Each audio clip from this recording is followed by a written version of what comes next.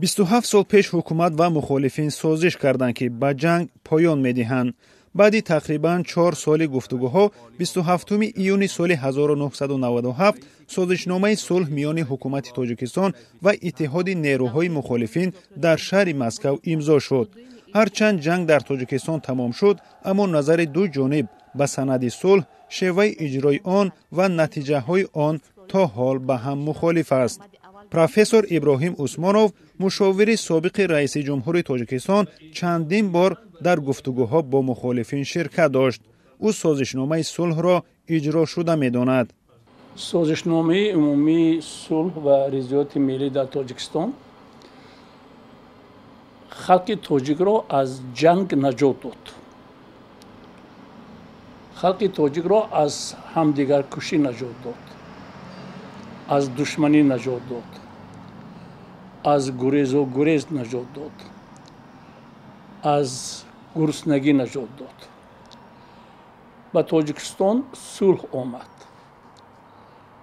صلحی که مردم توانند بر روی یکدیگر به چشم یکدیگر نگاه کنند. این نتیجه مهنت بسیار دشوار، بسیار پرحرارتی هر دو جانب و من گمان میکنم پیش از همه طرف حکومت بود.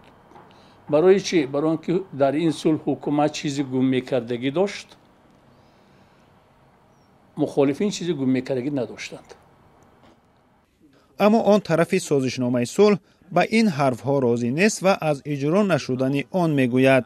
از جمله محیدین کبیری، رئیس حزب نهضت اسلامی تاجیکستان، تشکیلاتی که بخش اساسی نیروهای مخالفین بود و اکنون در کشور ممنوع است. کافی است ما همچون دلیل یک مرتبه متن سازشنامه را قرائت کنیم و اون را با مردم نشان بدهیم که در اون چی نوشته شده است و طرف‌ها باید طبق اون چیکار می‌کردند. برای مثال پرزیدنت امروزه امامالله رحمانوف دیگر حق پرزیدنت شدن نداشت. یعنی طبق این سازشنامه خیلی آشکار و واضح نوشته شده است. یا اینکه وزارت دفاع باید به اپوزیسیون داده میشد که داده نشد. یا اینکه باید 30% مقامات اجرایی تاجیکستان، حاکمیت اجرایی به نمایندگان مخالفین داده میشد که همگی 54 نفر به این آن مقام دولتی تعیین شدند.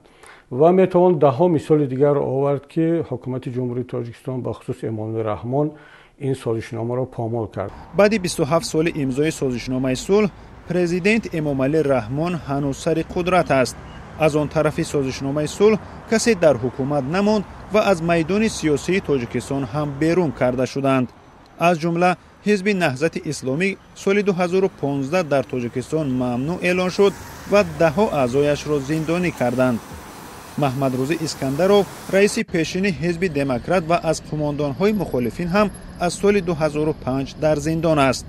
رئیس فعلی حزب ممنوع نهضت میگوید مخالفین از حد زیاد به حکومت باور کردند. بزرگترین اشتباه اپوزیسیون در آن بود که خیلی زود باوری نشان داد و پیش از آن که مطمئن باشد و کفالت جدی برای ویران نشدن سازشنامه را از کسی بخصوص از جامعه جهانی بگیرد، خیلی زود از طرف خودش همه بندهای سازشنامه را اجرا کرد و خود را خلع سلاح نمود. ابراهیم عثمانوف به انتقاد مخالفین درباره نقض سازشنامه صلح راضی نیست. دلیلش هم این است. سازشنامه ما برای دوره گذر ساخته شدگی. دوره گذر از سال 1997 تا سال 2000 یا تا انتخابات اول. ماهیتش چی؟ ماهیتش اون بود که ما به مردم میگفتیم که ما برابریم در انتخابات، کسی که خواهید انتخاب کنید. اگر همین حقوقشان اپوزیسیون استفاده بردن نتوانسته باشند، کی گناهکار؟ رسانه‌های دولتی تاجیکستان امضای سازشنامه صلح و پایان جنگ را اساس نتیجه کار حکومت و بخصوص پرزیدنت امامالله رحمان می‌دانند. از نقش طرف دیگر تقریباً چیزی گفتن نمی شود. در حالی که سید عبدالله نوری رئیس وقت مخالفین می گفت زیاد از حد گذشت کرده است.